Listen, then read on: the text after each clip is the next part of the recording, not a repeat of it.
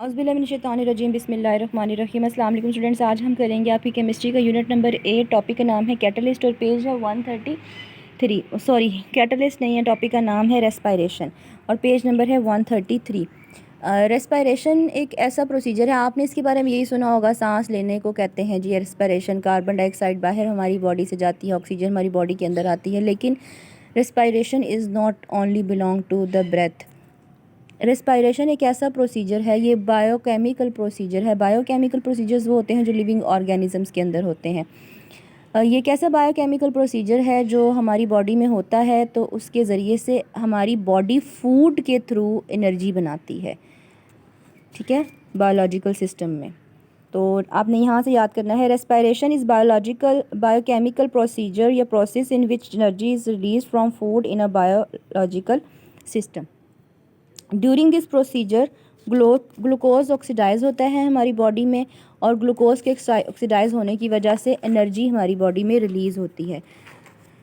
तो हमारे पास ये रेस्पायरेशन दो तरह से होती है, एक होती है एरोबिक रेस्पायरेशन और एक होती है एनारोबिक रेस्पायरेशन। एरोबिक एयर, जिसमें एरोबिक रेस्पायरेशन होती है जिसमें एयर की ज़रूरत पड़ती है, तो यानी कि ग्लूकोज को ब्रेक डाउन होने के लिए ऑक्सीजन की ज़रूरत पड़ती है और फिर ग्लूकोज कार्बन डाइऑक्साइड वाटर और एनर्जी में चेंज होती है।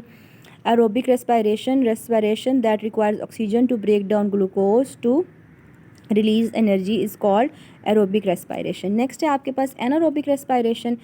anaerobic not air respiration that does not require oxygen to break down glucose to release energy is called anaerobic respiration। इसमें ग्लूकोज आपके पास ब्रेक डाउन हो रहा है लैक्टिक एसिड में और एनर्जी में। बेसिकली जो ये वाला रिएक्शन है ना, एरोबिक रेस्पायरेशन, इसमें ज़्यादा जो है एनर्जी रिलीज़ होती है। Aerobic respiration release more energy than anaerobic respiration. उसके बाद हम बात करते हैं लिपिड्स क्या होते हैं। हमारी बॉडी में ना कुछ एनर्जी रिजर्वायर्स होते हैं, जैसे टैंक होते हैं कि जिसमें एनर्जी पड़ी हुई होती है। लेट्स सपोज़ अगर आप खाना नहीं खा रहे हैं तो कुछ टाइम के लिए, तो बॉडी को तो फंक्शंस परफॉर्म करने हैं, उसको ऑक्सीजन भी चाहिए है, उसको एनर्जी भी चाहिए। हमारी बॉडी को सांस लेने का प्रोसीजर है, हम चलते हैं, फिरते हैं, बात करते हैं, देखते हैं, in every phenomena we need energy.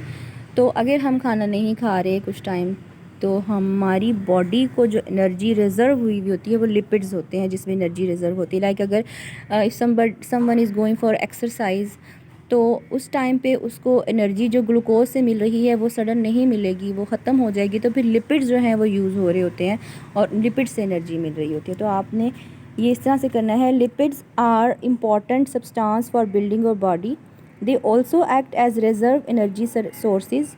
Lipids can store very large amount of energy in your body. When you exercise intense exercise करते हैं, the oxidation of glucose is not enough for energy। तो glucose की oxidation से जो energy मिलती है वो enough नहीं होती। At this stage lipids are oxidised for energy. तो फिर इस स्टेज में लिपिड्स ऑक्सीडाइज होते हैं और हमें एनर्जी मिलती है। अब आपने इसमें टॉपिक में जो मार्क्स लगाने, यहाँ से लेके यहाँ तक आप लगाएंगे डेफिनेशन, और यहाँ से लेके यहाँ तक याद करेंगे। उसके बाद याद आपने ये भी करना है, during this procedure oxygen is oxidised and we get energy. उसके बाद फिर टाइप्स हैं, ये वाली दो टाइप्स हैं। There are two types of respiration procedure. First यहाँ से लेके यहाँ तक एरोबिक रेस्पायरेशन है, फिर ये इसका रिएक्शन की हेडिंग देंगे और ये रिएक्शन लिखेंगे। इंपॉर्टेंट आपको बताना चाहिए, ग्लूकोज और ऑक्सीजन से मिलके कार्बन डाइऑक्साइड वाटर एनर्जी मिलेगा। दूसरी हेडिंग है एनारोबिक रिएक्शन की, वो यहाँ से लेके यहाँ तक है और फिर ये रिएक्शन है, नीचे सारा रिएक्शन लिखेंगे। और फिर इसमें ज़्यादा एनर्जी रिलीज़ होती है एनारोबिक रिएक्शन में। उसके बाद फिर लिपिड्स, यहाँ से लेके यहाँ तक आप लिपिड्स के बारे में। और अगेन लिपिड्स का वर्ड अब जब भी आएगा तो you have to keep in your mind के lipids are energy reservoirs, energy store हुई होती है। इसके साथ ही हमारा टॉपिक ख़त्म होता है। ओके, अल्लाह हाफ़िज़।